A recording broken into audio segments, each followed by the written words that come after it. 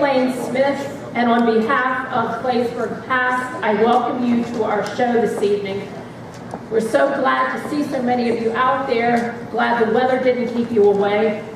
We said it could be worse, it could be freezing rain instead of just a miserable cold rain, but thank you for coming. This evening we want to honor our veterans and briefly take a look at the military history of our area and of the United States. We will be sharing some information and stories about a few of our local residents who served our country over the years. We thank those of you who provided the information. To begin our program, we ask that you would please rise as the Blair County Honor Guard presents the colors and the community chorus sings the Star-Spangled Banner.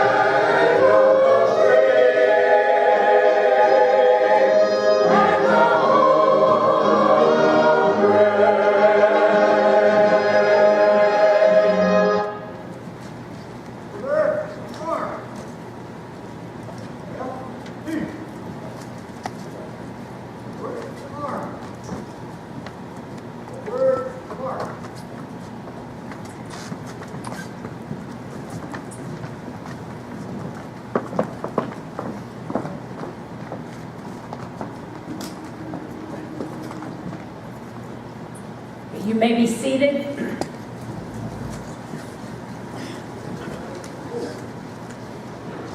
The Blair County Honor Guard has been serving our area for over 10 years. At this time, Rich Allison will pay tribute to this dedicated group of veterans.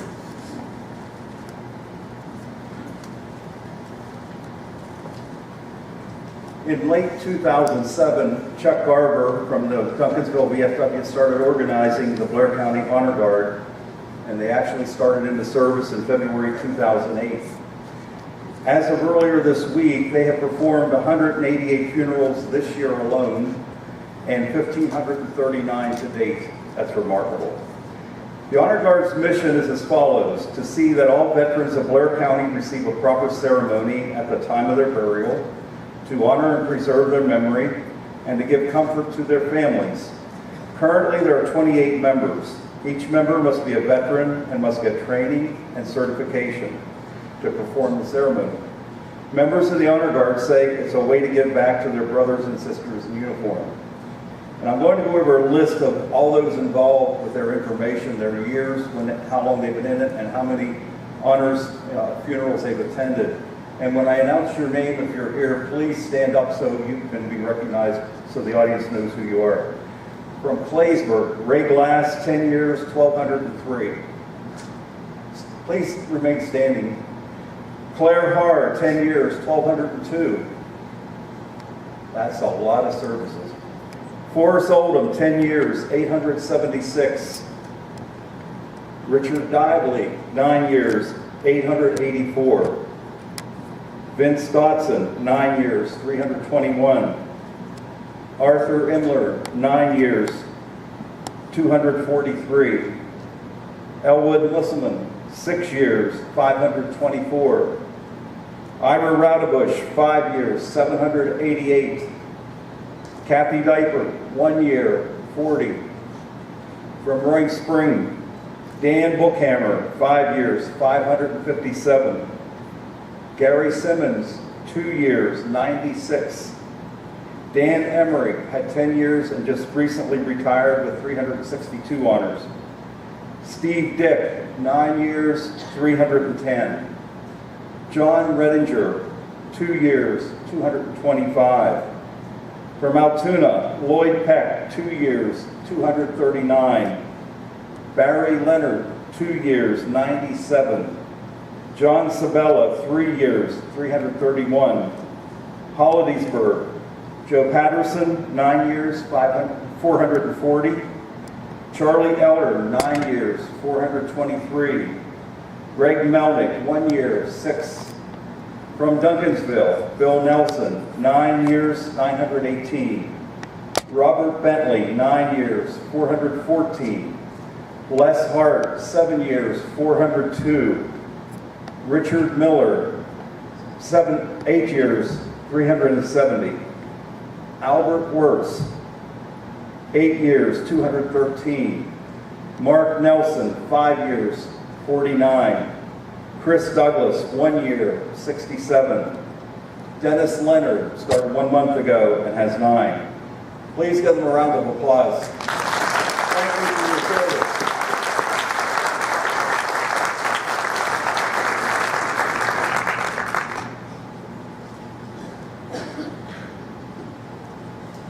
At this time, I'm going to turn the program over to Juana Eckley, who will talk a bit about the early veterans and their role in the settlement of Claysburg.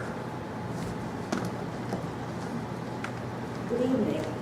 Claysburg owes its start to the veterans from the Revolutionary War era, one from each side of the conflict. Henry Bennett was born on October 24th, 1753. He served in the Bedford County Militia from 1783 until 1790, and he was awarded a land grant for his service in what was then this uncivilized frontier area. This grant was at the lower end of town, which is now known as the Eckley Farm. Bennett died July 19, 1837, and is buried on the farm in what is known as the Pressel Cemetery. John Ulrich Seth was a Revolutionary War veteran who is buried in the Claysburg Union Cemetery.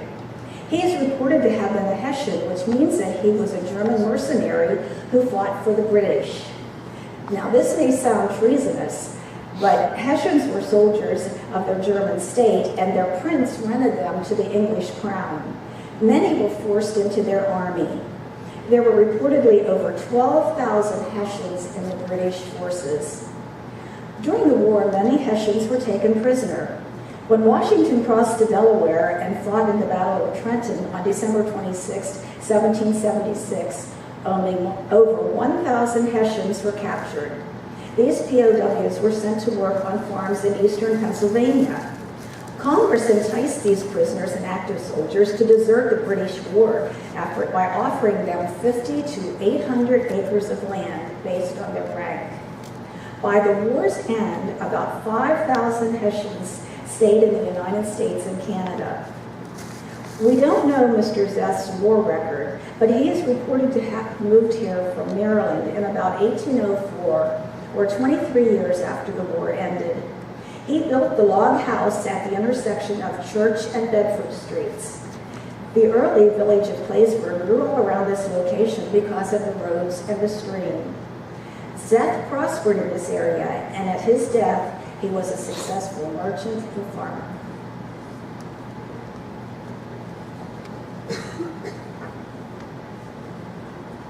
Good evening. During and after the Revolutionary War, Indian raids occurred. There were local militia in Pennsylvania, but we do not have many veterans from our area. One exception we know of is Adam Schaefer, who is buried in a family cemetery on the Ben Nisley farm in King. He was a private in the Pennsylvania militia. In our area, we have very few veterans of the War of 1812 or the Mexican War. We do know that Harmon Blackburn, who is buried at the Sproul Cemetery, was a Mexican War veteran, but we know nothing about his service. It is not surprising that we have so few veterans from these wars, because at the time they were fought, the Claysburg area was still thinly populated with less than 500 people, and these wars were fought a great distance from our Claysburg area. Also at that time, there was no real attempt made to recruit or draft men into national service. However, that changed with the Civil War. By the time of the Civil War, this area was more populated with about 1,050 people and better connected to the rest of the country. In 1861, at the start of the war, the standing army of the U.S. was very small. In order to add manpower, the government called for volunteer units. The first units were called for 3 months. With their original enlistment ended, many of these first volunteer units re-enlisted for 3 years.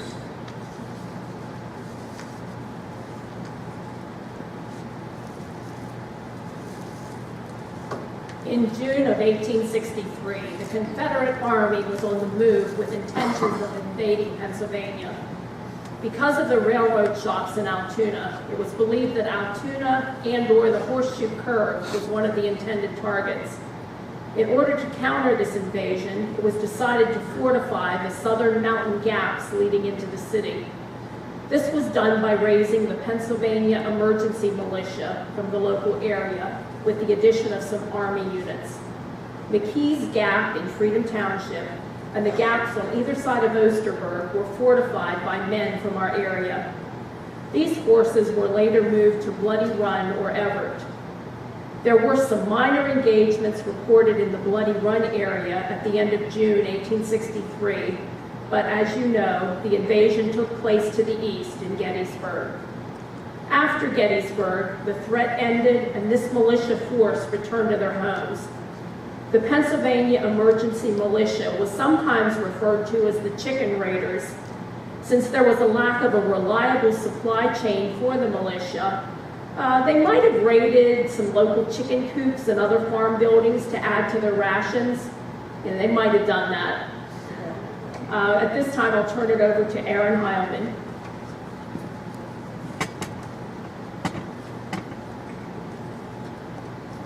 Sarah Furness or Sproul was the boyhood home of a Congressional Medal of Honor winner. Corporal J. Levi Roush of Company D, 6 PA Reserves, 35th PA Volunteer Infantry, was awarded the medal for his action on July 2, 1863 at Gettysburg. He and 5 others charged a log house near Devil's Den and captured a group of Confederate sharpshooters. He and the others were not awarded their medals until 34 years later on August 3, 1897. Heroic action is done in a moment, but paperwork can take a long time. Corporal Roush lived most of his life in Freedom Township and is buried in St. Patrick's Cemetery in Newry. The 110th PA Volunteer Infantry was raised in Blair County. Company A was from Altoona and Tyrone. Company H was from the Newry Frankstown, and Company C was from this area, including Bedford County. Some of its major battles in its first 3-year enlistment were Second Bull Run, Chancellorsville, and Gettysburg. In January 1864, the unit was granted veterans furlough and returned to their homes. When it was reformed in February 1864, the veterans brought many recruits with them, including John Dively. John Dively was born in 1847 in this area. At the age of 17, he joined the 110th Early in his service, John was taken prisoner. His final prison was Camp Sumter, which is better known as Andersonville Prison. He died there on August 31st, 1864. His military service lasted 188 days. He is buried at Andersonville, but he is remembered on his family stone located in the old section of the Claysburg Union Cemetery. Frederick Burkett from the Queen area also died at the prison and is buried there. He is remembered on a monument at the Pavia Cemetery. George Shoemaker, who survived the war, was in Andersonville for a time and then transferred to another prison. He was discharged June 3rd, 1865 and settled in the King area. He is buried in the St. Mark's Cemetery. John Dively and Frederick Burkett were two of 13,714 men who died at Andersonville in the 15 months the prison was in operation. It opened in February 1864 and was liberated in May 1865. On August 31st, 1864, the population is reported to have been 31,693 on a 26.5-acre site for a density of 1,243 men per acre. Just try to imagine what it would have been like. Needless to say, conditions at the prison were deplorable.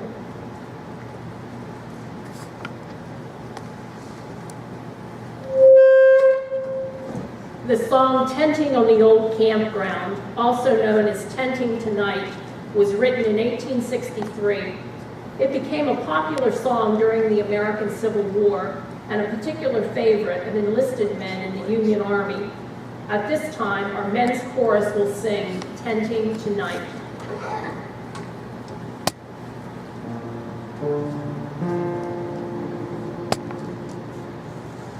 Tenting tonight, tenting tonight, tenting on the old campground. We're tenting tonight on the old campground. Give us a song to cheer our weary hearts, a song of hope and friends we love so dear. Many are the hearts that are weary tonight, wishing for the war to cease. Many are the hearts that are looking for the right to see the dawn of peace. Tenting tonight, tenting tonight, tenting on the old campground. We've been tenting tonight on the old campground, thinking of days gone by, of the loved ones at home that gave us the hand and the tear that said goodbye. Many are the hearts that are weary tonight, wishing for the war to cease. Many are the hearts that are looking for the right to see the dawn of peace. Tenting tonight, tenting tonight, tenting on the old campground. We are tired of war on the old campground. Many are dead and gone.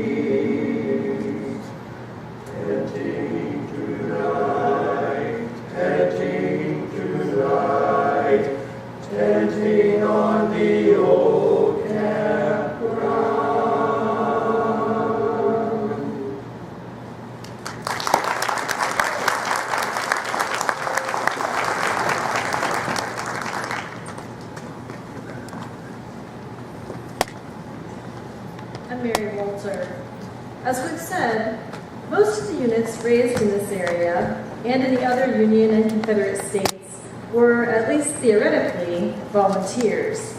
This meant that an individual could gather his friends and neighbors into a military unit. A case in point is the story of Daniel Schock, who was born in Bedford County on January 16, 1824. In 1862, he was elected a Blair County Commissioner after serving as a state representative.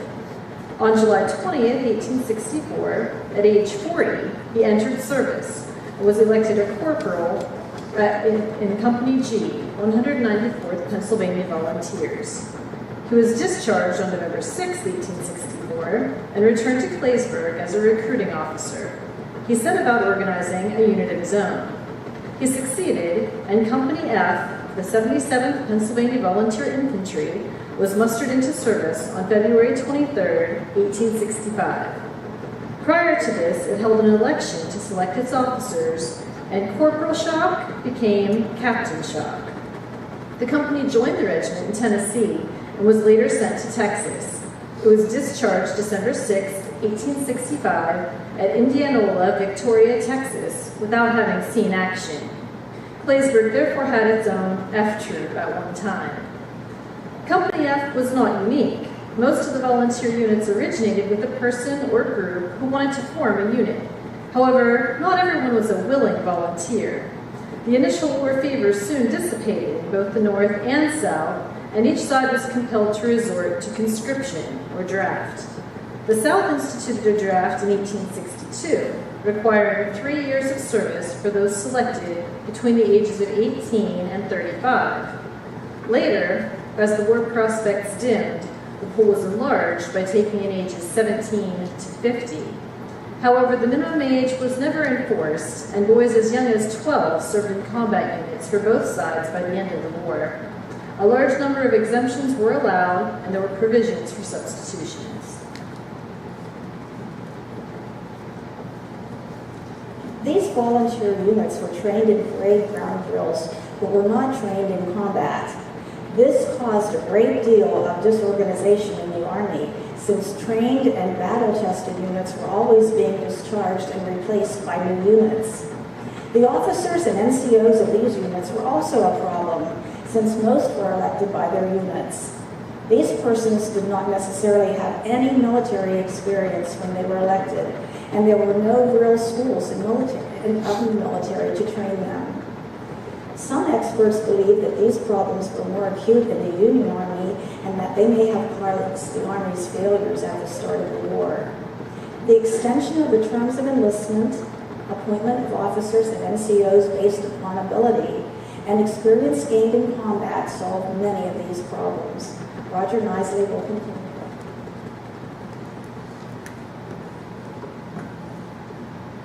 The Union Draft Act of 1863 was the first instance of compulsory service in the federal military services. All male citizens, as well as aliens who had declared their intention of becoming citizens between 20 and 45, were at risk of being drafted. No married man could be drafted until all the unmarried had been taken. So it was the wife or the Army. Choose one. Two legal methods of avoiding the draft were available. A man could hire a substitute who would serve in his place for whatever amount they negotiated. Or he could just simply pay $300 to get out of the obligation. One of these paid substitutes was John W. Johnston. He was born in Woodbury on January 17, 1841. He was hired by a prosperous farmer to take the farmer's son's place. At age 21, Johnston was inducted. He served as a private in the 133rd Pennsylvania Volunteer Infantry. He was discharged May 26, 1863. His unit saw action at the battles of Antietam, Fredericksburg, and Chancellorsville. In one of these battles, John suffered a bullet wound on his forehead. He proudly wore the scar for the rest of his life. John Johnston had briefly attended college prior to his service. Following his service, he used his substitute money to help finish college, go on to medical school, and apprentice with a doctor. He then came to Claysburg as our first trained doctor and practiced here for many years. Doc Johnston died in 1912. There were very few Spanish-American War veterans in our area. This is not surprising since the war itself lasted only 8 months, from April 25th to December 10th, 1898. There was a draft call for men, but most units never left training for Cuba, where most of the ground war was fought. World War I, however, was a different story.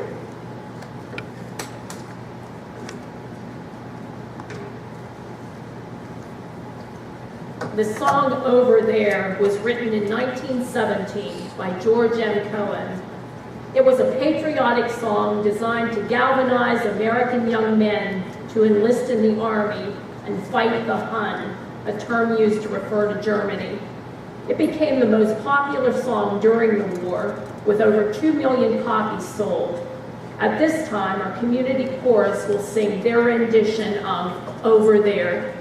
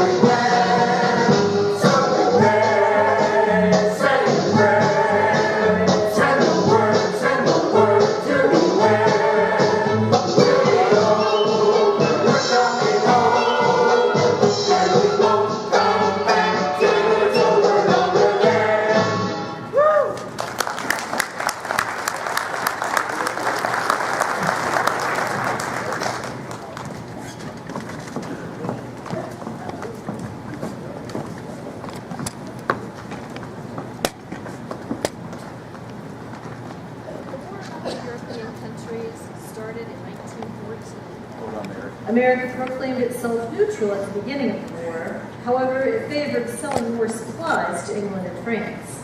This did not please Germany, and it used its new weapon, the submarine, to disrupt the shipment of goods. The first real problem arose with the sinking of the British passenger liner RMS Lusitania in 1915, with the loss of over 100 U.S. citizens. The U.S. still remained neutral for a time after this, but heavily favored the Allies. The sale of armaments to the warring countries was good for the steel industry, and therefore for Sproul and Claysburg.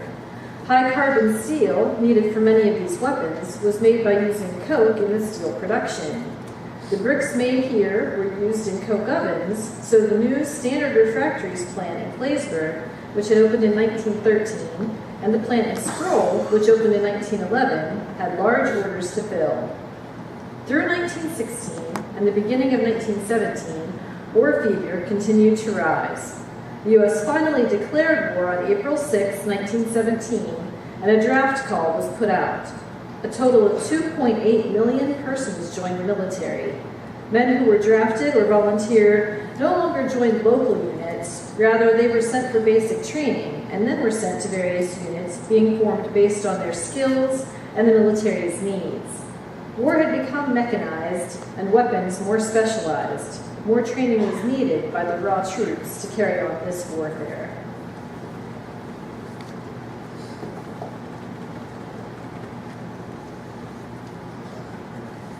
Because of this training, many troops were gathered together in camps here in the United States. This led to the first danger that our troops faced. Military camps were always unhealthy, but a few diseases ravaged these camps. In January 1918, the first wave of the Spanish flu pandemic broke out. This flu was particularly deadly to persons 20 to 40, instead of targeting the young and old as most flus do. It was followed by a second wave in August. It is estimated that 40% of the troops were sickened, and up to 15% of the troops died or had to be discharged because of this illness. There are many World War I veterans buried in the cemeteries around our area. Roy Heinisch and Henry Eisenberg at Sproul, Kirk Dotson, J. Irwin Eilert, Albert Walter, Michael Stein, and Warren Mock buried in the old part of the Claysburg Union Cemetery. John Hanks from King served as a musician with the 325th Infantry Band. Before leaving England for France, the band played for King George V in London. D. Ray Hanks, also from King, served with the 328th Infantry Regiment of the 80th Division of the American Expeditionary Force. It was known as the Blue Ridge Division because many of its original members were from Virginia, West Virginia, and Pennsylvania. It departed for France on May the 31st, 1918, and remained in combat until the end of the war.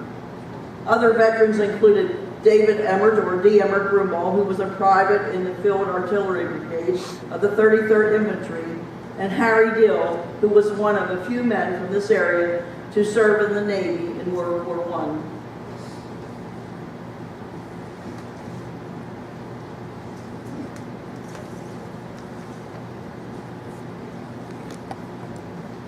At the beginning of World War I, the services were still segregated, but in the Navy, black and Hispanic sailors served on ships with the white sailors, but the black sailors were the cooks, deckhands, and laborers. Since the first black settlers did not arrive in Claysburg until the opening of the brickyard, the first veterans buried in the Fairview Cemetery are from World War I. Some of these buried in the Fairview Cemetery are Arthur Fitzgerald, who was a PFC in the 812th Pioneer Infantry, and Hugh Bond, who was a private in the 806th Pioneer Infantry. These units were what later became known as the Engineer Construction Units.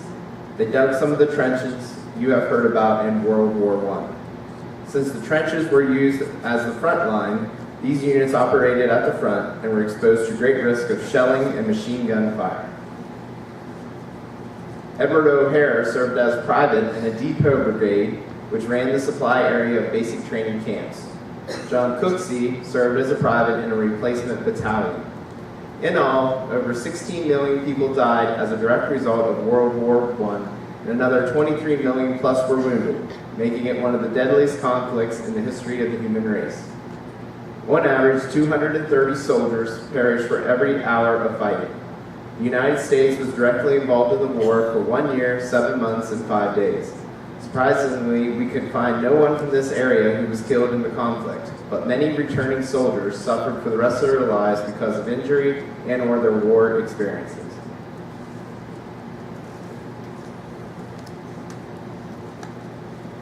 The fighting in World War I ended on November 11, 1918 at 11 a.m., the 11th hour of the 11th day of the 11th month. As you know, we just commemorated the 100th anniversary of the end of World War I a few weeks ago. At this time, Pastor Jim Nietrauer will talk a bit about the end of World War I.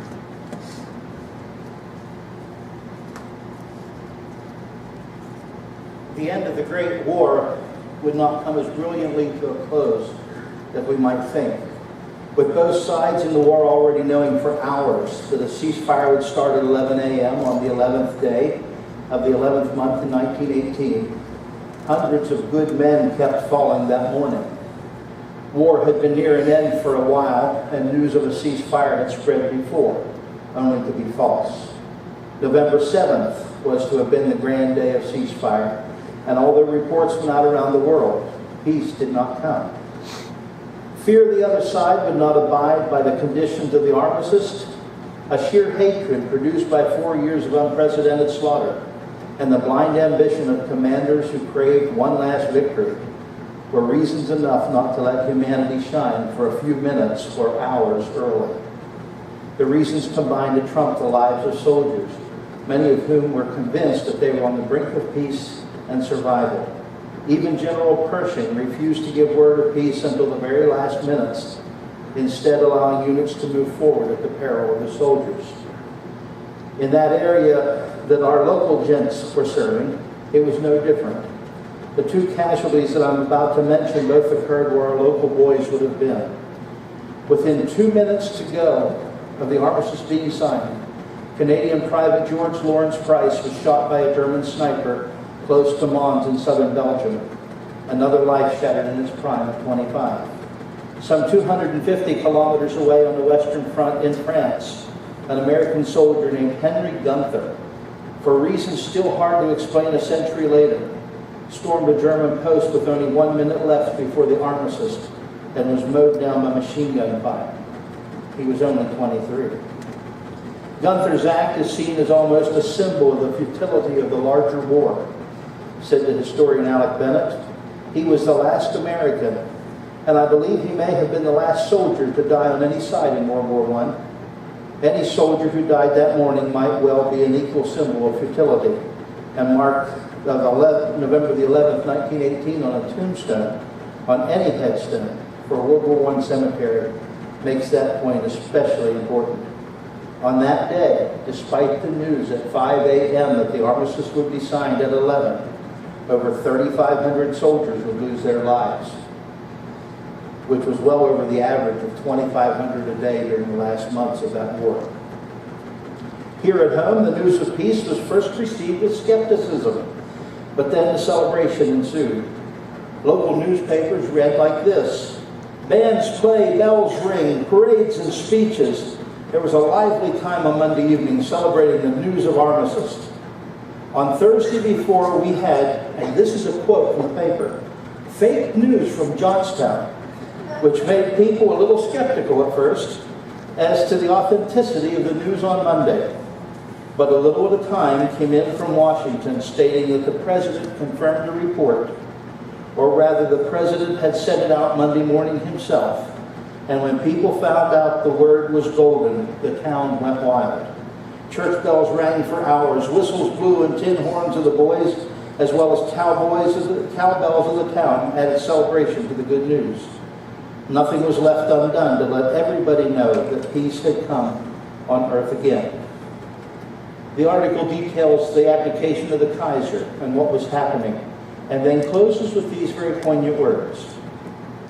We are not a ravenous people. In fact, we hold the scales of justice in our hands, and we pride ourselves of the fact. So all we need to do now, and that is enough, to sober down to the extreme situation of restoring order and rebuilding that which has been torn down. Even the goodwill of the peoples of the earth have no feeling of empathy towards anyone except those who, like the Kaiser, were responsible for the devastation. By the end of November the 11th, the draft had been canceled. And although men from our local area who had shipped out to Camp Lee on October the 19th would not come home until the next spring, the war was indeed over. At Hollidaysburg, at the draft office, hundreds of young men, many from our area, their suitcases packed and their parents at their sides, were told to go home. They had expected trains to take them to either Pittsburgh or Allentown for processing and training. Instead, they were relieved of their wartime duties on November the 11th. Peace had come again, and on the heels of that peace and the jubilation that rang out from those hills was indeed a rebuilding, not only in Europe but here at home. Many of our young men returned home having experienced the ravages of war, many of which would be felt long after the bells of peace had sounded. Peace had come in time for Christmas, and what a grand Christmas it would be. However, the Christmas season would see a third wave of the flu sweep through our area, and many churches and schools would close until after the season was well past. Rebuilding here at home would take time for those who returned. Home was much different now. In the wake of the war, many women and children were left widowed, with on the average each fallen soldier leaving behind a wife and 2 young children. You heard Brenda just mention that we didn't lose any casualties to people being killed on the battlefield, but we did have many that died thereafter. A lucrative widow's pension was provided almost instantly. However, the politicians realized that the cost was very high and it was soon decreased or taken completely away. The returning veterans found themselves fighting for benefits for themselves and for their offspring and their fallen comrades. Returning to normal would indeed be difficult. In the recent Altoona Mirror article, a poem by the writer Bruce Barton, which was published in the Altoona Times on November 12, 1918, hinted at the lifelong effects that the war would leave on those in France. They will all be coming back before long, some wounded, some grown strangely old, but most of them well and normal enough, thank God, Barton would write, and we will stand along the sidewalks to see them pass. How shall we feel that day, I wonder?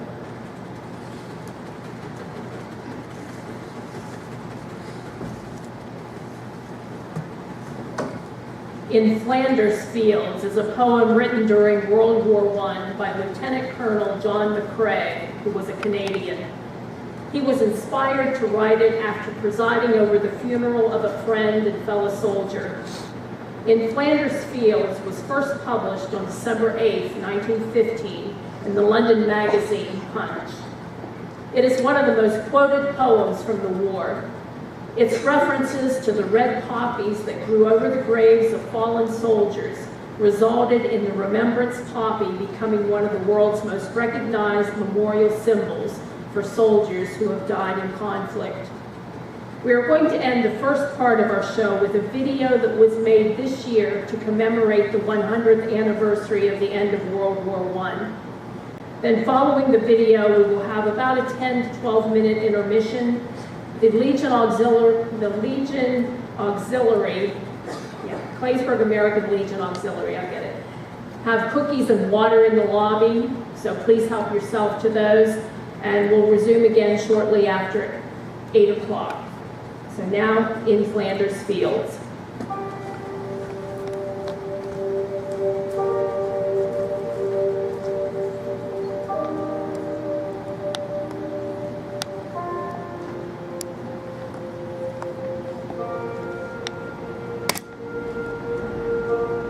In Flanders Fields, the poppies blow.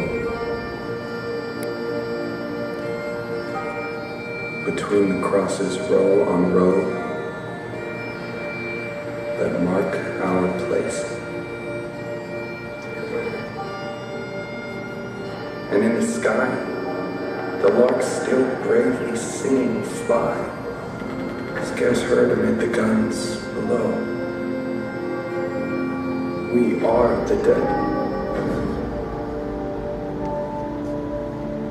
Short days ago we lived, felt dawn, saw sunset glow, loved and were loved.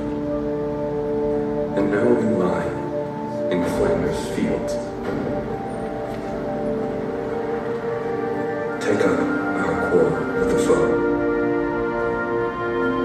To you, in failing hands, we throw the torch. Be yours to hold it high. If ye break faith with us, we die.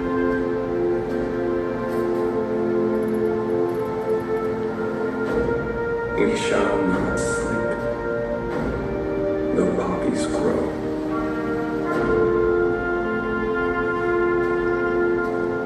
In Flanders field.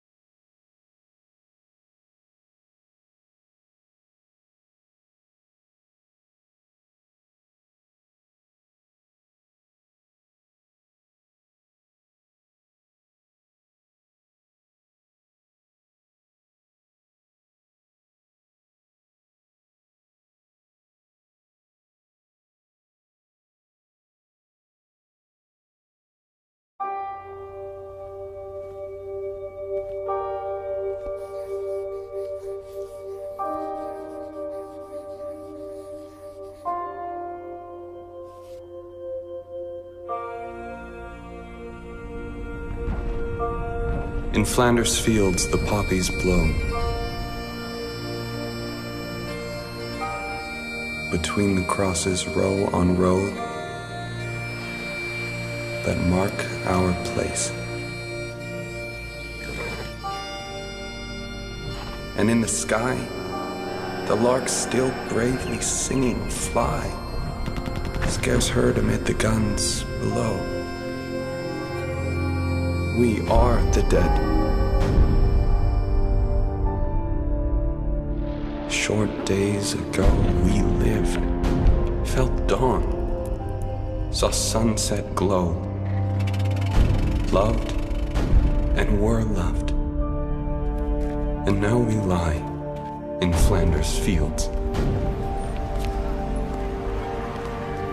Take up our quarrel with the foe. To you, from failing hands, we throw the torch.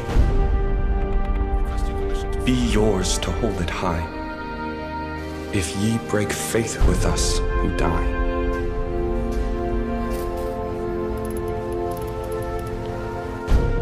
We shall not sleep, though poppies grow.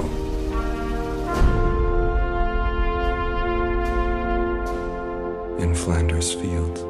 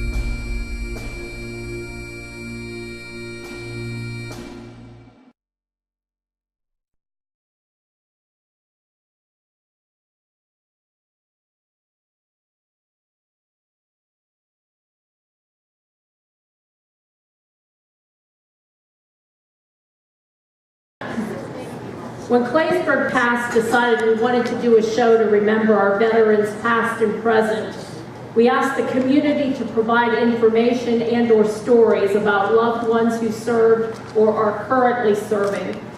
Most of the folks who responded provided information about veterans from World War II. We would like to present a similar program next year. We want to recognize the American Legion that is celebrating their 100th anniversary.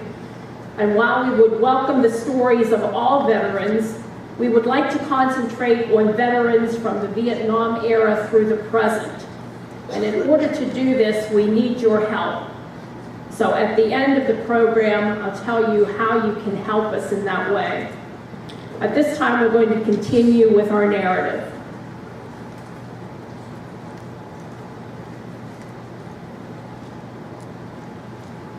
With the end of the war to end all wars, or World War I, the U.S. again downsized its military. However, through the 1930s, there was a lot of fighting in different parts of the world. When Germany invaded Poland on December 1st, 1939, and the European War began, the U.S. began to increase its military. There was a draft in place starting in 1940, but officially the U.S. remained neutral until December 7th, 1941. The attack on Pearl Harbor created the need for a massive increase in the military, and by the end of the war, about 10 million men had entered military service. Volunteering in the draft removed most of the young men from the Claysburg area. Women also served the war effort locally. As was the case in World War I, the need for high-carbon steel again created an economic boom in Claysburg. But the length of the war and its manpower requirements did create problems for the brickyard. The yards were hard-pressed to find enough people to meet the production. The plants had not employed women in production prior to this, but because of the manpower shortage, that changed. You have heard that women in the aircraft industry were referred to as Rosie the Riveter. Well, both the Claysburg and Sproul plants had Rosie the Wheeler. These were women who moved bricks into wheelbarrows from the dryers to the kilns and finished brick to the shipping sheds. Because of the weight of the brick, their wheelbarrows were modified to have 2 front wheels rather than 1 to make it a little easier to move. There were also stories of boys as young as 14 who left school in the afternoon to work second shift at the yards, and retired men who were asked to return to work to help keep up the production. Because of the need for war materials early in the war, the industries and the farmers were able to withhold some men from the draft. However, because of its low population, this created a shortage of draftable men in Bedford County.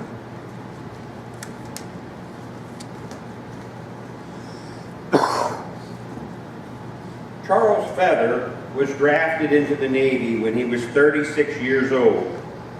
At the time, he owned and operated the Garage Inn King and had 6 children.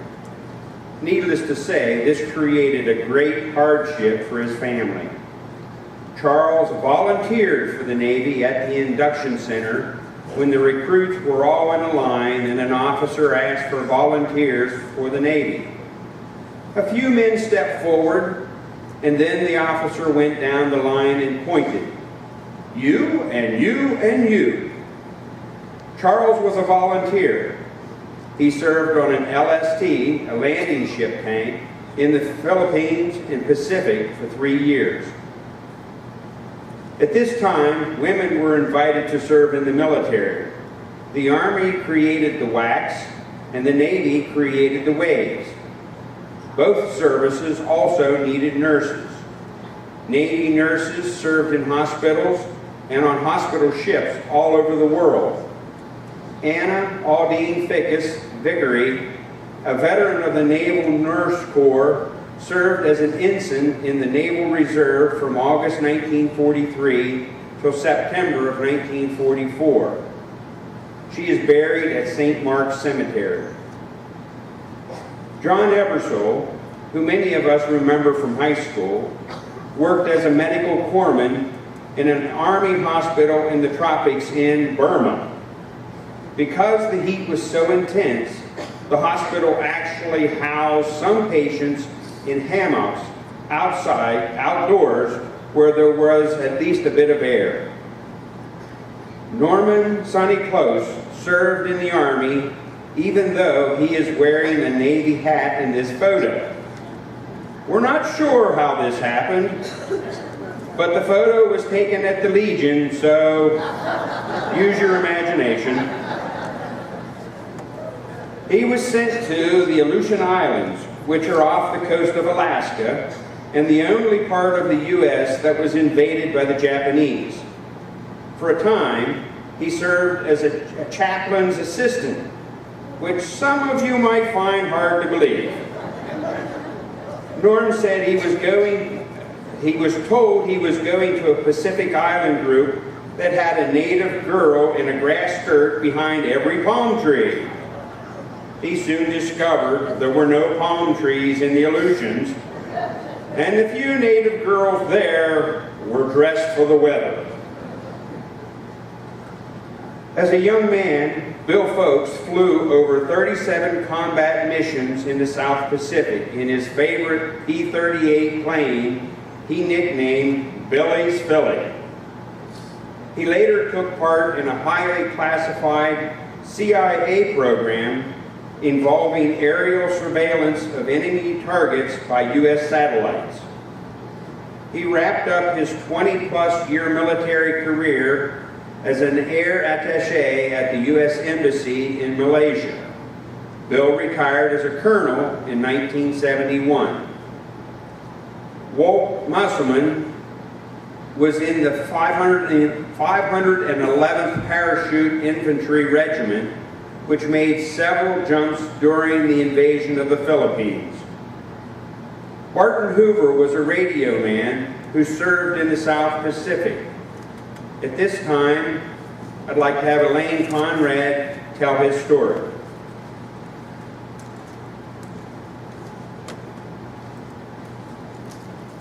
Good evening. Barton Hoover, in some previous newspaper accounts, has been described as a quiet hero for his service during World War II. He was a veteran who simply did his duty like thousands of others, described in Tom Brokaw's The Greatest Generation. Barton was born here in Claysburg, July the 29th, 1917, and he graduated from Claysburg High School in 1935. He attended Penn State for a little over 2 years, but his college days ended when he was drafted July the 17th, 1941, and he first reported to Fort George G. Meade in Maryland. From there, he was sent to New Orleans, Louisiana, where he volunteered to be trained as a radio operator in the Army Air Corps. The Army Air Corps was the precursor to the Air Force. After the war officially began following the attacks on Pearl Harbor, Barton's unit was moved by train to Lake Lydell, which later was renamed Edwards Air Force Base in California. From here, his unit was sent to Marchfield in Riverside, California, and next to Topeka, Kansas. He was one of only 4 radio operators in Kansas who were proficient enough on the Morse code to train B-24 crewmen. Over the next few years, Barton continued to improve his Morse code and other radio skills in numerous bases throughout the United States. He was stationed in Walker, Kansas, Galveston, Texas, and Alexandria, Louisiana. At all of these posts, he worked at improving his radio skills using Morse code. In late 1944, Barton would receive an overseas assignment, a mission on the Liberty cargo ship, the SS Peter Sylvester, to deliver 317 mules to be used on the Burma Road, transporting supplies. The SS Peter Sylvester departed from California, sailing west on December the 31st, 1944, with 175 men aboard. The U.S. cavalry soldiers aboard were the ones that cared for the mules. Most of those young men were only 18 or 19 years old. They also had a crew of armed guards that were U.S. Navy men on the ship. The Liberty ship was at sea for 27 days, heading to Melbourne, Australia, to resupply the hay, the feed for the mules, and also water. The 19 Army Air Corps radio operators were selected for this mission alphabetically. And on this particular mission, every single one of these Army Air Corps radio operators had a last name that began with the letter H. And Barton, if you can back up just for a second, the photo of Barton is the one with the red circle. It's not a very good photograph, but that's definitely him. Next slide. Thank you. All right. By early February, the SS Peter Sylvester was about 700 miles west of Australia in the Indian Ocean when it was attacked by a German U-boat, a submarine. About 9:30 at night on February the 6th, 1945, the Peter Sylvester was torpedoed by the German submarine U-862 in the Indian Ocean, like I said before, west of Perth, Australia. The first two torpedoes struck on the starboard side at the number 3 hold. It was reported that one torpedo went straight through the ship, while the other detonated in the hold, which ruptured the desk forward to the bridge and blew off the hatch covers. This led to flooding of the hold and the engine room. The initial 2 torpedoes ruptured the ship's bunker oil tanks. And when I was writing this and I knew that word bunker oil was part of this story, I had to Google it. I had no idea what it was. Bunker oil is a very thick, syrupy that's used often in ships. And when those tanks ruptured, many of the men were just covered with this thick oil. And of course, they had to abandon ship almost immediately, and they spent their time in the rafts with this syrup. The ship was then hit by 2 more torpedoes on the starboard side again. The 8 officers, 32 crewmen, 26 armed guards, and 107 U.S. Army troops abandoned ship in 4 lifeboats and 6 rafts. Soon after, the ship was hit by another torpedo at the number 1 hold. This caused the ship to break in 2. The forward section sank immediately, while the aft section stayed afloat and was last seen deep in the water on the evening of February the 8th. The water temperature that night was said to be approximately 58 degrees. 32 men from the ship died. 102 were eventually rescued. A group of buddies, Barton told this story, a group of buddies often played poker on the top deck when they were off duty in the evenings, and they sat on the open deck, and they would use the hatch covers for their tables when they played poker. One of the first torpedoes made a huge explosion, and all of the hatches were blown upward, killing every single one of those men. Almost all of them were Navy men that were sitting around playing poker. Barton said that he was grateful that he was fully dressed that night. He was on guard duty, and ordinarily he would be on the deck watching the men play poker, and the story might have ended quite differently. Next slide. Okay. Barton, at age 27, was the ranking soldier on his life raft. I mentioned before, almost all those cavalry army men were 18, 19 years old. So Sergeant Hoover followed procedure. He had no idea if it was going to be hours, days, or weeks that they were going to be on this raft.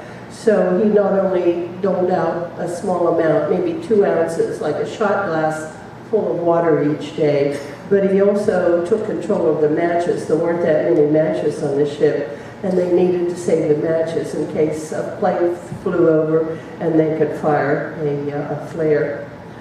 Later on, when Barton was interviewed, he called himself a meanie for conserving water and matches.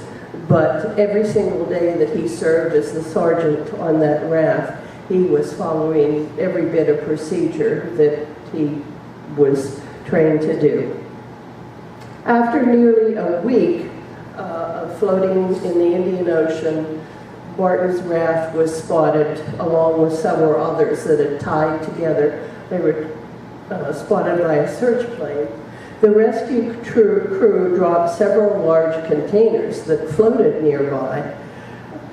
They paddled over to these containers thinking maybe food, water, candy, whatever. It turned out to be dozens of cartons of Philip Morris cigarettes.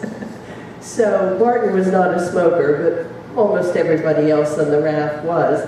And the only way they could keep these cigarettes lit was to chain smoke, which the men did, but they certainly didn't run out of cigarettes. Of the 175 men who began the SS Peter Sylvester voyage into history, 142 survived to tell the tale. 15 survivors in a lifeboat were picked up after only 2 days. 80 survivors on 6 rafts and 12 survivors in a lifeboat, including Barton Hoover, were picked up on February the 13th by the Coast Guard ship, the USS Corpus Christi, and they were all brought to Fremantle, Australia. Most of the men, even from that short period of time, because of lack of food and water and having their feet in salt water all the time, needed medical care. 20 survivors in a 3rd boat were picked up on February the 28th, and the final 15 were on the water a little over a month, and they were the ones that took the longest to recuperate. Now, let me just add one thing quickly. The ship was sunk on February the 6th, 1945, Barton and all his shipmates were in Australia recuperating for about 6 months. He didn't get out of the Army until the second week of December, when he landed in Manila, the Philippines, to start the long trek home to Claysburg. That was the day the war ended. And this is an article from the Altoona Mirror, dated November the 15th, 1945. Sergeant Hoover returning, Far East Air Forces, Philippines. Sergeant Barton B. Hoover, son of C. Oscar Hoover of Claysburg, is en route to the United States from the Far East Air Force's 22nd Replacement Depot, Manila. Overseas for 12 months, the Claysburg native whose tour of duty with Far East Air Forces took him over an area ranging from Australia to the Philippines, wears the Purple Heart and the Asiatic Pacific Theater ribbon with 3 campaign stars. Barton Hoover served his country quietly, and he represented his hometown well, and gratefully lived to tell his tale. And I just finished with a quote that anybody who served in the military and was in harm's way, including Barton and all of his shipmates, probably understood. Bravery is the capacity to perform properly, even when scared half to death.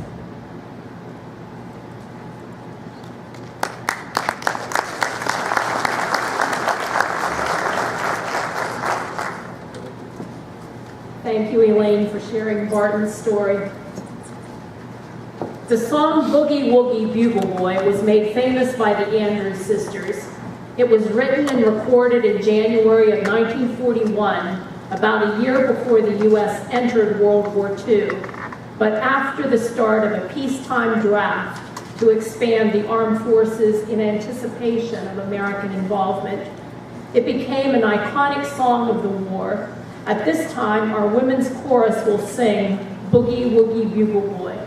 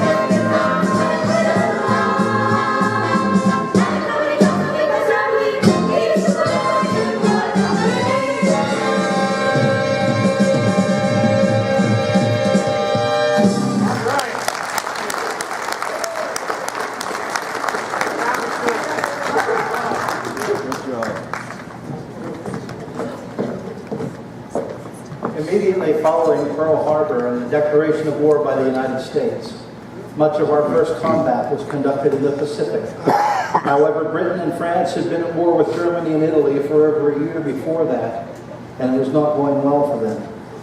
The United States agreed to send combat troops to their aid. America's first combat troops were sent to North Africa in 1942.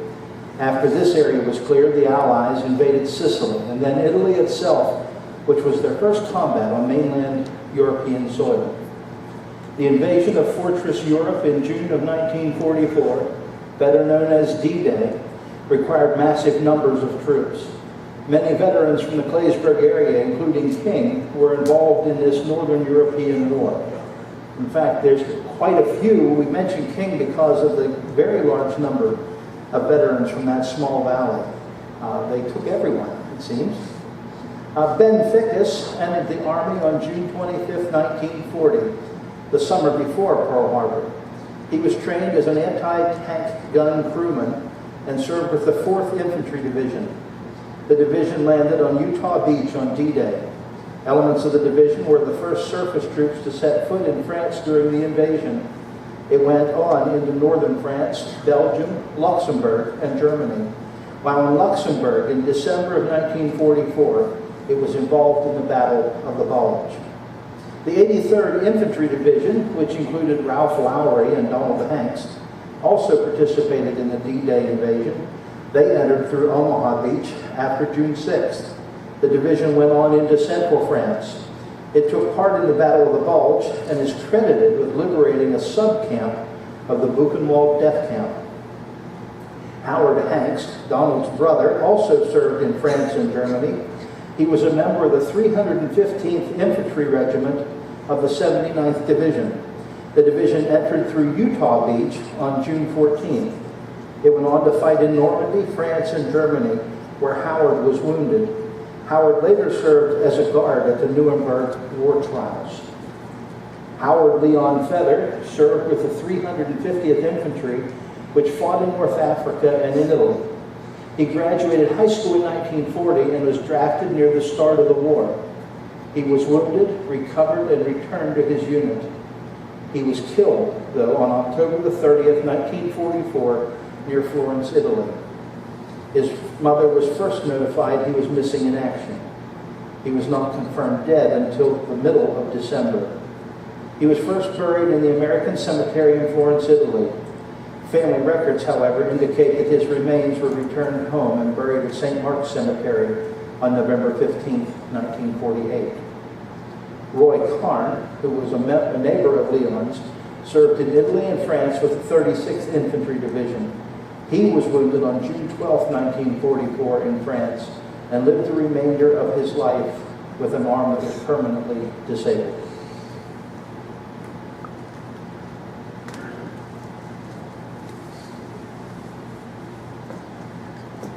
Rob Walter served with the Army, and Leroy Walter with the Army Air Corps from 1942 through 1946. Tech 5, George Happy Brightbill, was a cook who served in North Africa and Italy. It is reported that General Patton especially liked his pancakes, and General Eisenhower loved his oatmeal. Howard Unch served with the Army's 236th Ordnance Ammunition Company in Europe and Africa, and received the Bronze Arrowhead and 4 Bronze Stars for meritorious service. The senior, Doc Schultz, also noted as Old Doc Schultz, who was in practice here in the town of Claysburg when he entered the service, was in the Army Air Corps in Italy.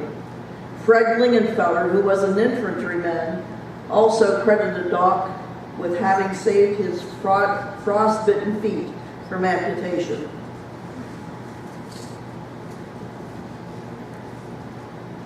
Roy Smith, who worked at the fish hatchery, was 33 years old and widowed when he was drafted. He served 3 years in a mortar company in Africa and Italy. Roy claimed he just could not convince the draft board of the value of recreational trout fishing to the war effort. Roy was in the Army at the same time as 3 of his nephews. His sister Clara Hank's 2 sons, Donald and Howard, who we have mentioned, and his sister Elsie Hinton's son, Harry. Now, Harry was Roy's favorite nephew, at least during his service time. That's because they served in close proximity in Italy. Roy served as a motor sergeant with a mortar company, and Harry as a baker in a quartermaster bakery. Because the units were so close together, the bakery never had a lack of personal transportation, and Roy's company never had stale bread and pastries.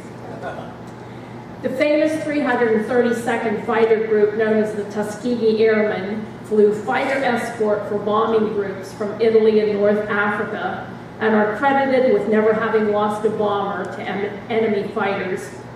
Despite all these accolades, Harry Hinton was not a fan. According to Harry, they caused many of his bakery unit's cakes to fall flat. In Italy, his unit was near their air base, and when a pilot returned from a mission with a kill, he did victory rolls at full throttle very low over the base, which caused the cakes to go flat. In fact, the bakery finally changed their baking schedule to compensate.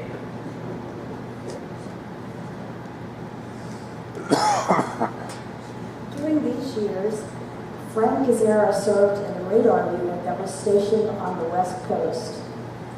As the war went on, younger men answered the call to join the service. Some of them left school voluntarily to join. One of them was Ralph Bill Raubush, who joined the Navy. He served on an oil transport ship in the Pacific. He later returned to high school and graduated. Toward the end of the war, men could be drafted from high school once they turned 18.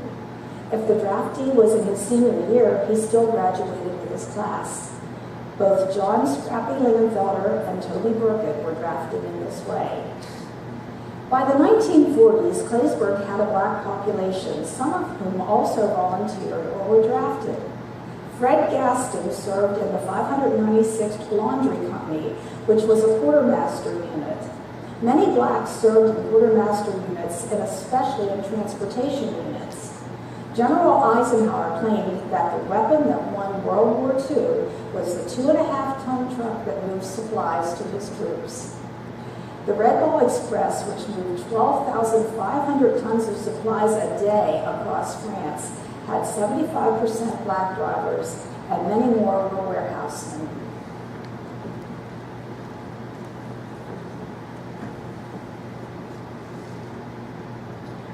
The war in Europe ended on May the 8th, 1945, with Germany's unconditional surrender. The war in the Pacific ended on September the 2nd, 1945, when Japan surrendered after the U.S. dropped atomic bombs on Hiroshima and Nagasaki in August. Bob Fuller, who retired from Ziegler Chevrolet and is still living, is a Navy veteran who served on a landing craft, transport, and supply ship in the Pacific. Because of the number of island invasions, his ship moved all over the South Pacific. He was in the invasion of the Philippines and Okinawa. His ship was sent to Nagasaki Bay after the city was attacked with an atomic bomb. He remembers seeing the large harbor guns with white flags flying from their muzzles. He vividly remembers the destruction and death the bombs caused. He also remembers the commanders telling them that it was safe to work in the town. Of course, time has proven this to be wrong. Many of his shipmates died from cancer caused by their exposure to the atomic residue. At this time, Brett Miller will tell his father's story about going into Hiroshima following the droppings of the bomb. Good evening. My name is Brent Miller, class of 1960 in Claysburg. My father's name was Claire. I never actually heard anybody call him that. He was Pete Miller to everyone. And as you heard a couple of minutes ago, Martin Hoover was apparently a lot like my father. My father was a very quiet, shy person. And looking out here, I know there's a number of people here who knew him, and those of you who do would, I'm sure, agree that he was a quiet man. When I was asked a couple of weeks ago to say a few words, I did something that I had been putting off for some time. My father passed away in 2000, and my mother in 2011. About 10 years ago, my mother gave me a box of material and memorabilia, I guess, and I peeked in it, but I didn't really look at it until about 4 weeks ago. And I opened the box up, and in there, tied with a string, was 35 letters that my father had written to my mother while he was serving on the front lines in the Pacific in World War II. I felt a bit like an interloper looking at very, very private communication, but since my mother gave me the letters, I figured, okay, I'll read them. I suddenly realized what a treasure I had. I opened up my Kindle, went to the history of the 41st Division, which is what he was in, put the letters in chronological order, and for heaven's sake, I could follow his daily movements. He wrote about 3 letters a week, 2 to 3. He dated each one, and he also put a little note in there where he was. So I could track his movements on Mindanao and Zamboanga, where he was engaged in the fighting there in the late spring and early summer of 1945. You see, he was actually 24 years old when he was drafted, and he had worked at the railroad for 4 years. He was an excellent welder, an artist with a cutting torch, and a machinist. And that, and being a little bit older than the average draftee, he wound up in a compressed basic training schedule. And in one of his letters, he sent to my mother the very good news. He said that I'd gotten a promotion. I'm a corporal. I have a new job. But he didn't say in any of the letters what his new job was. And he took this job because it paid $33 more a month. His job was demolition expert, charged with placing the explosives in the path of advancing troops to destroy landmines and other obstacles blocking the path of the advancing army. That was not a career position conducive to a long life, let me tell you. He was in the 41st Division, which is a division out of Washington and Oregon. So how did a young man from Holcat, Hollow, wind up in a division with people from the West Coast, Oregon, Washington, and so on? I can show you how that happened on the next slide. If the bottom of the slide there is Australia, and you'll see that line coming in the bottom of the blue line. The 41st Division was among the very, very first troops that saw combat in World War II. And they entered the theater very south to stay away from the Japanese who controlled the Solomons, the New Guinea, all the islands. That was the only safe route to the Pacific, was far south. They quite literally, that group, the 41st Division, quite literally fought their way from Australia to the Philippines, you see up at the top, just under Japan, in 4 years. Their official title was the Sunset Division, and knowing that the Japanese Empire was the empire of the rising sun, it's quite a metaphor, their job was to set that sun. They also earned a nickname during those 4 bloody years, and that nickname was the Jungle Leaders, because of all the jungle fighting they did. They suffered very, very high attrition, not just to combat, but to malaria and dengue fever. Those 2 things, in many cases, disabled as many troops as did the fighting. My father wound up joining that group, and in the spring of 45, in the Battle of Mindanao and Zamboanga Peninsula. That was the last of the major Philippines to be liberated, and it was the staging grounds for the planned invasion of Japan, which was going to take place in November of 1945. That was Operation Olympic, it was called. My father's unit was scheduled to be among the first on shore, the 116th Combat Engineers. If you do a little reading, our military estimated that our casualties in that initial landing would be 70%. 7 out of 10 people. They estimated the total casualties in the 2 operations in Japan would be over 2 million Allied soldiers killed. One of the letters my father sent said something called an atomic bomb was just dropped. I don't know what that means. Well, he was very, very soon to find out what it meant.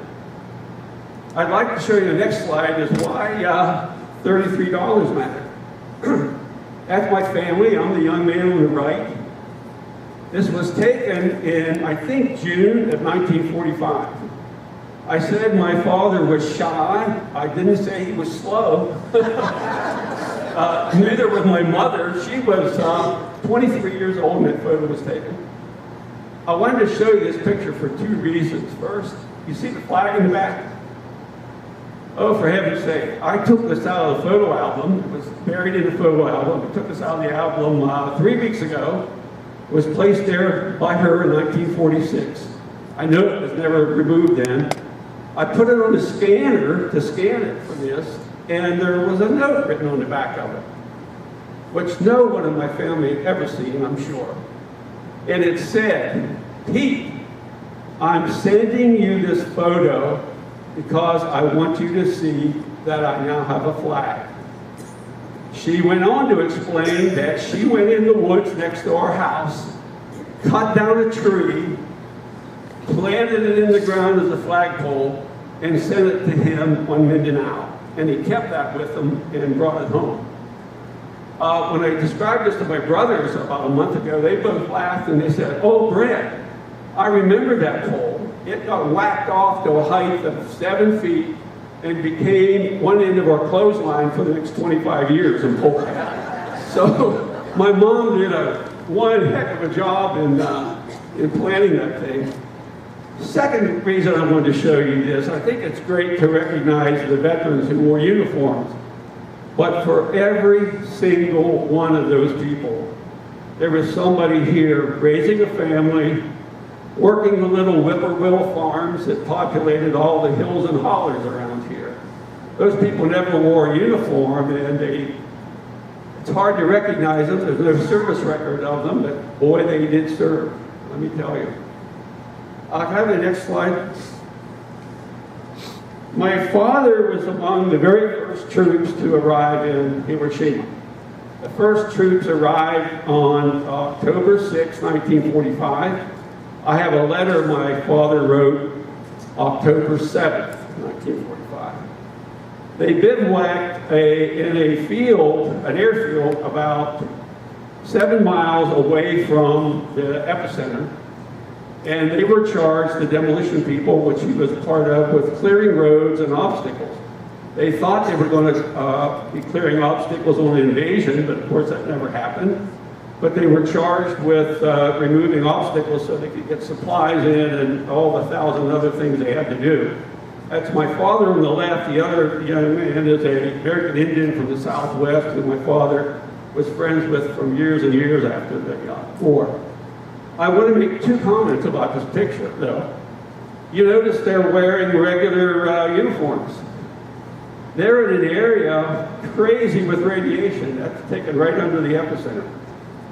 It turns out the first several days they went into town, they had a 7-mile walk in and out, carrying 50 to 80 pounds of explosives and their weapons. They had no ground transportation. The military issued them rubberized burlap uniforms to wear, which were no zippers, no openings. They had feeties in them, like pajamas. My father said after wearing those 2 or 3 days, the troops all revolted. Said, "Hell, we're not wearing this stuff. We're dying of heat in this thing." So they didn't wear it. The second thing, the fact that this photo exists in itself is rather amazing. The military controlled everything in those areas. They didn't want photos of the devastation out. But my father, being a combat engineer with a bunch of other very resourceful people, what they wound up doing is taking film out of Japanese aircraft on the field they were in. They made a camera and they took photos. I have 35 negatives that my father never, ever made a print of. I think he was afraid to even acknowledge he had them, even to the day he died. But I scanned them and converted them into prints.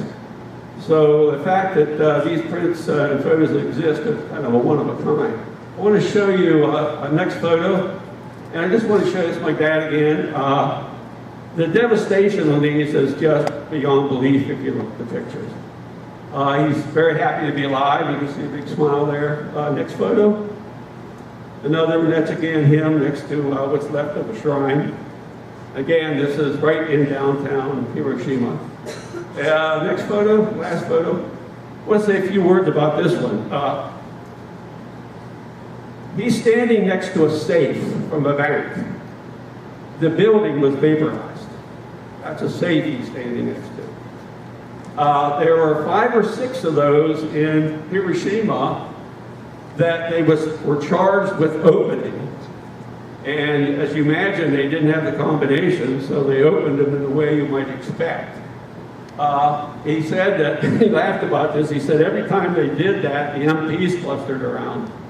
And I don't know what my father found in any of those, but since he never, to my knowledge, opened a Swiss bank account, I suspect they did not find the emperor jewels or any gold. But they did wind up opening a lot of safes. Can I have the next blank slide? I'd like to tell you a little bit what happened after my father came back from the service. You know, there was a funny story came out of his service that reverberated in our family for years and years. When my father got back, GI Bill came around, so about 1950 or so, and I remember this, so I'd have been 9 or 10. My father goes into Altoona, big deal to go to Altoona, and he took an all-day test and interviews, and the purpose of that is the military was going to tell you, these are your 3 top career choices, number 1, number 2, and number 3. This is out of this aptitude test, and if you pick the top one, oh wow, we're going to give you money to go off and study to be that, okay? So my father, he scoots off into Altoona, takes the test, comes back, and a couple of weeks later, this package arrives. And I remember this vividly. I don't remember what number 2 choice was and number 1, or number 3 rather. But I remember what the military, in all its wisdom, said that Pete Miller, who was 28 with a wife and 4 children, should become. And the military said, Pete Miller, you should become a big game hunter. Well, he expressed, I think, shock, anger, disbelief. But the worst of it was he made the mistake of telling one of my uncles. And in those days, before the internet, before TV, my house was swarming with uncles. I had 8 local uncles. They were there all the time. He made a mistake of telling them. So Uncle Burl, who lived in Claysburg, I remember this, came in one day and said, thank God, Pete, you're home. Since you've been back, we have had not one elephant stampede in Lower Pole. And another uncle who lived up the left-hand gap in Bowles Creek. No, it's Bowles Creek, it's not Creek, and it sure isn't Ski Gap. My Uncle Bud came in one day and said, Pete, you have to come up here in the evening. We have a rhino coming in here every night just tearing this place up.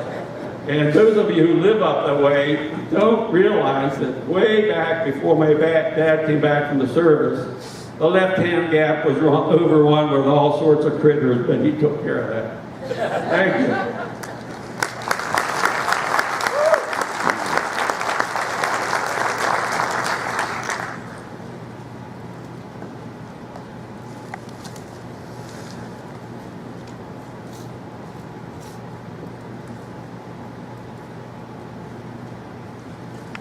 Thanks, Brett, for sharing your story.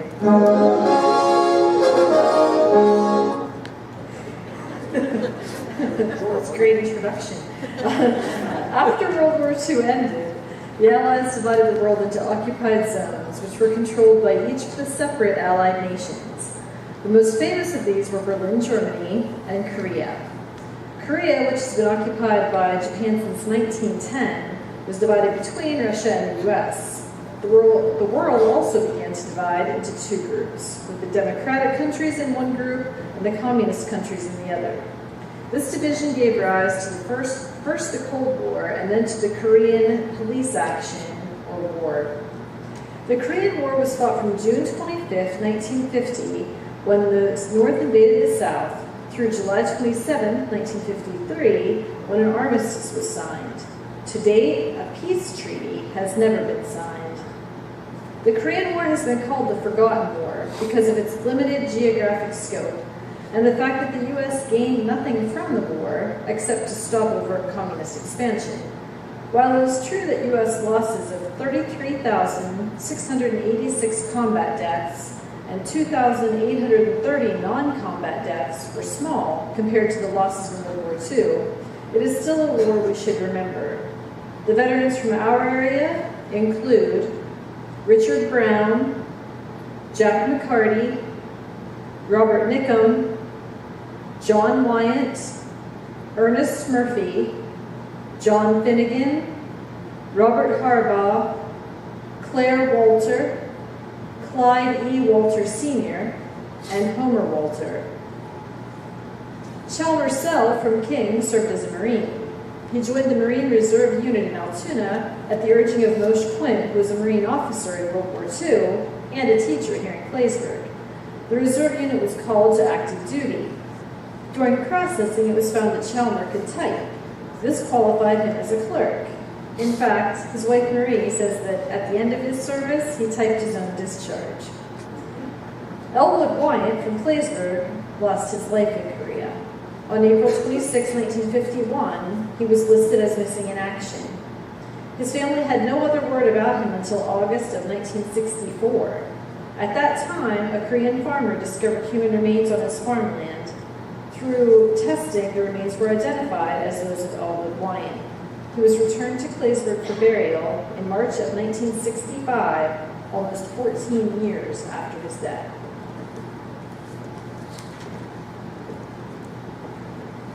It will come as no surprise that the post-World War II domestic consumption of cars and other consumer goods, the rebuilding of Europe through the Marshall Plan, and the Korean War were very good for steel consumption, and the Claysburg area prospered during this time. Even though an armistice was signed to end the Korean conflict, the Cold War and communist expansion continued. Southeast Asia was a prime target for this expansion. The U.S., fearing the domino theory of a communist takeover of the entire area, began sending advisors to South Vietnam in 1950. Vietnam had been a French colony before World War II and was occupied by Japan during the war. It was returned to France at the end of the war. Its return to France did not please the forces that had fought the Japanese, and they began to fight the French. After the French defeat at Dien Bien Phu in 1954, the French wanted to leave the country. The Geneva Conference divided the country into two parts along the 17th parallel. The Communist Party won control of the North, and the non-Communist Party won control of the South. The North did not want a divided country, and it began an insurgent action to win the South. As the conflict escalated, the United States began sending air and naval power to South Vietnam in the early 1960s. On July 31st, 1964, the destroyer USS Maddox was engaged by a North Vietnamese patrol boat in the Gulf of Tonkin. Congress responded with the Gulf of Tonkin Resolution, which gave President Johnson broad powers to aid the South.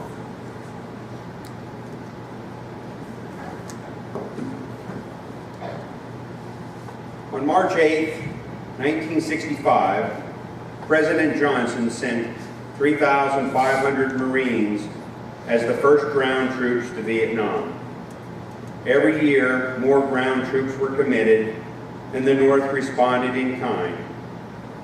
Starting January 30th, 1968, the Tet Offensive proved the power and will of the Viet Cong and North Vietnamese to wage war.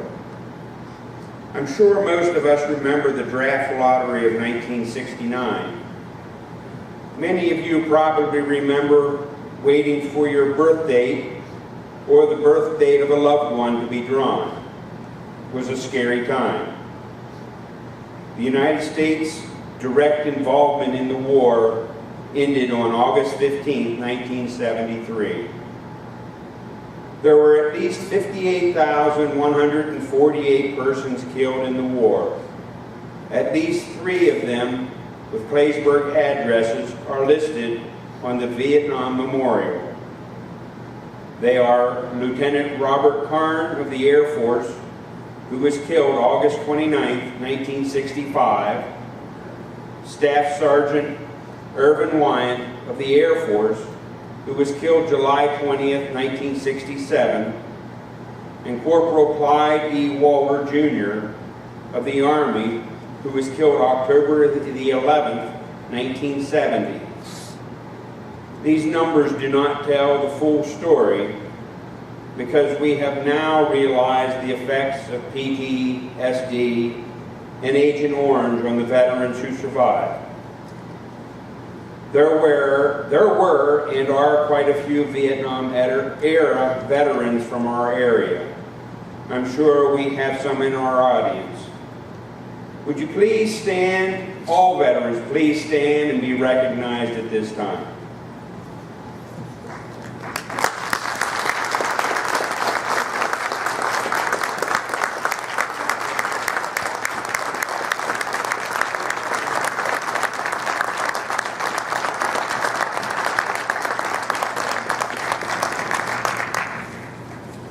And we do want to hear your stories, so please tell people. Richard Allison has recorded a bunch of stories. We'd like to hear them, so please tell them.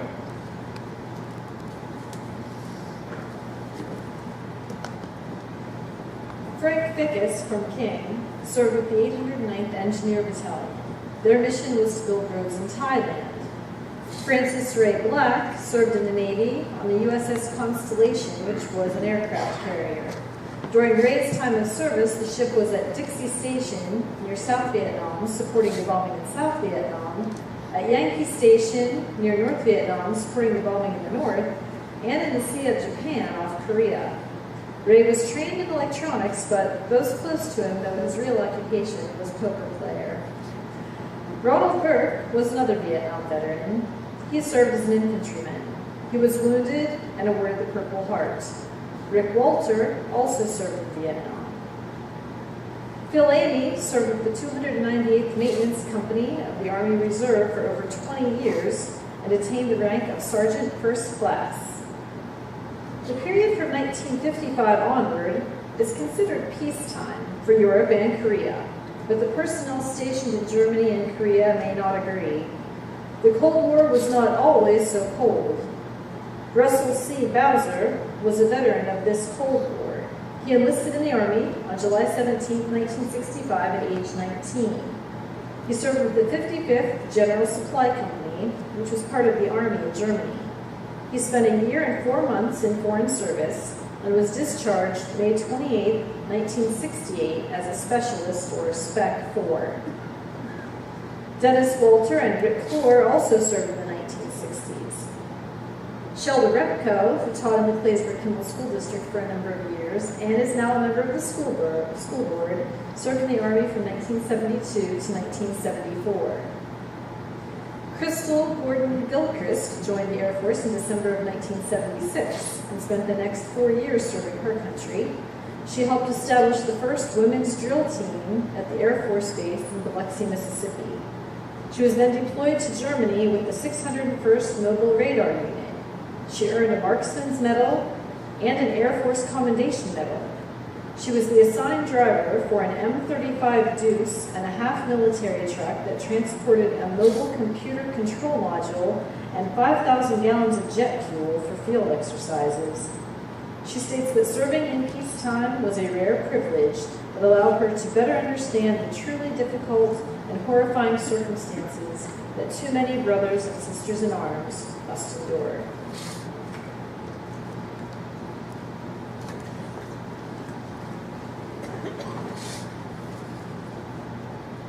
The period from the late 1950s through the early 1960s was a slow time for steel and therefore Claysburg. The workforce at the plants did not expand again until the mid-1960s, which paralleled the expansion in Vietnam and then declined back in the mid-1970s, which paralleled the peace. The Claysburg plant stopped brick production in 1984 and closed in 1987. The Sproul plant closed in 1960, but reopened in 1962 to make specialty products. Sadly, it will be closing soon.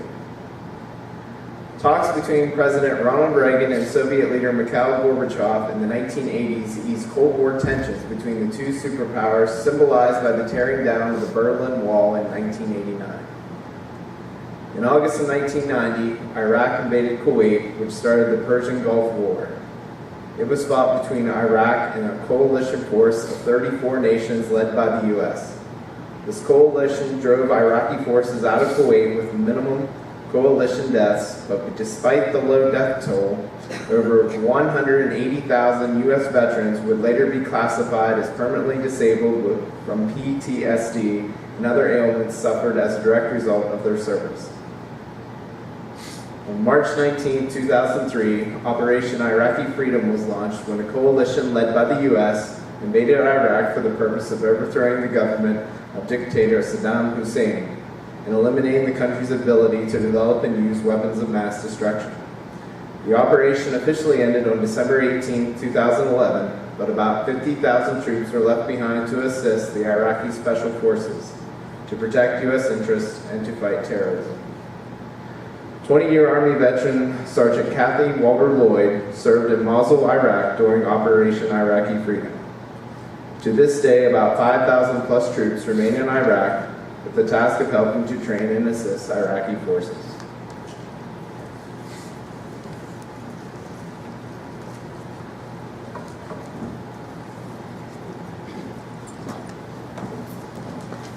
I'm sure our program has stirred some memories in many of you, whether they be your own or whether they be stories from or about a loved one who served.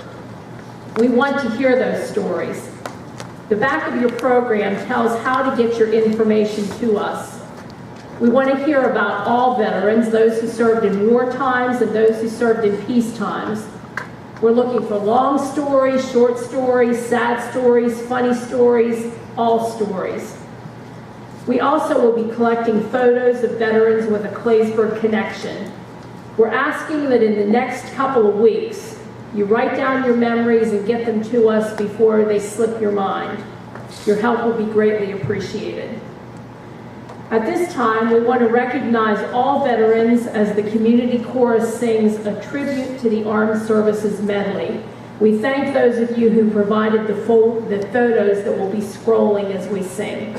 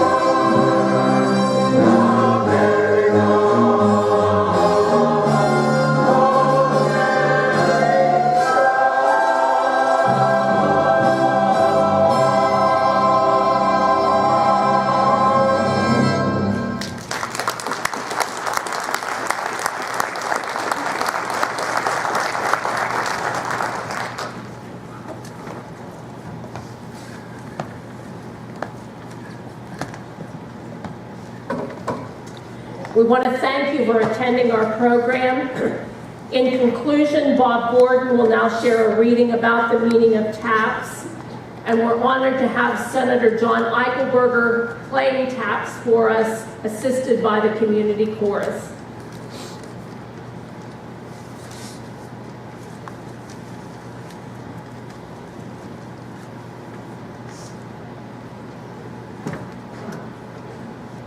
Ladies and gentlemen, I'm going to ask you to use your imagination for a little while.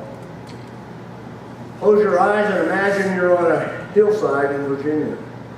It's summer. It's warm. It was July in Virginia. The scent of the dogwood and the laurel lay heavy on the land, while the burgeoning fruit of the peach and the apple marked the full sway of summer.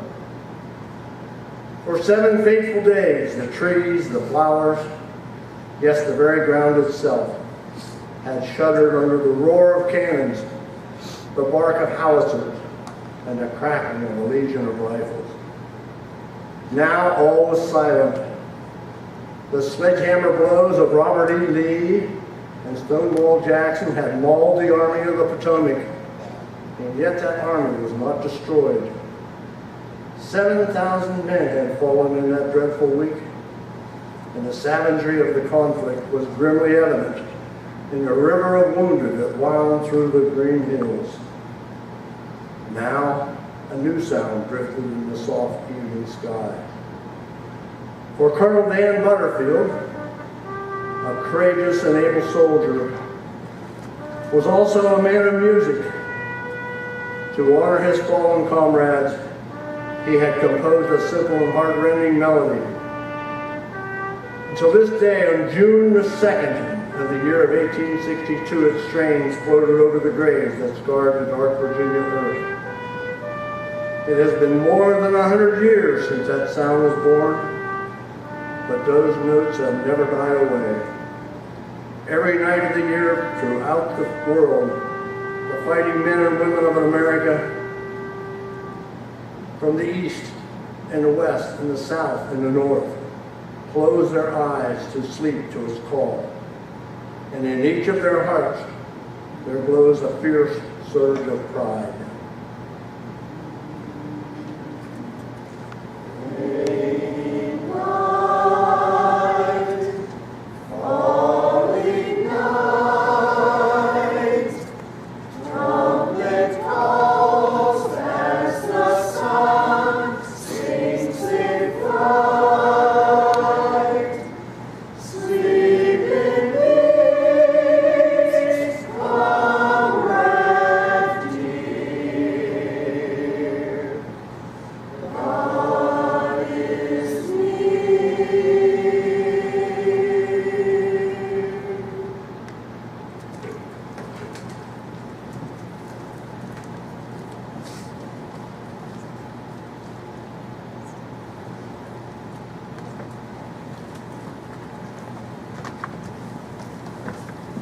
Drive safely.